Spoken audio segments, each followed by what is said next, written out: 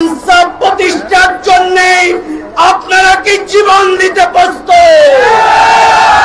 আমাদের প্রিয় নেতা মাওলানা মতিউর রহমান নিজামী, অধ্যাপক গোলাম আজম, আলী হাসান মোহাম্মদ মুজাহিদ যে ইনসাফের বাংলাদেশ দেখেছিলেন, আল্লামা দেলোয়ার হোসেন সাঈদী যে ইনসাফের বাংলাদেশের স্বপ্ন মানুষের মাঝে বুনেছিলেন, সেই বাংলাদেশ গড়বার জন্য আমরা বদ্ধপরিকর। আজকে জুলাই ঘোষণার মাধ্যমে তাদের বীরের মর্যাদায় ভূষিত করতে হবে, যারা ত্যাগ এবং কোরবানির মাধ্যমে এই বাংলাদেশ গড়বার জন্য নেতৃত্ব ভূমিকা রেখেছে।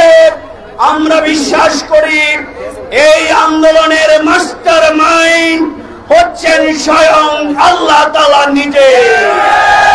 আমাদের শহীদেরা আমাদের প্রেরণা, এই জন্য আগামী দিনে আমাদের শহীদদের নামে রাষ্ট্রীয় বিভিন্ন স্থাপনার নাম করতে হবে।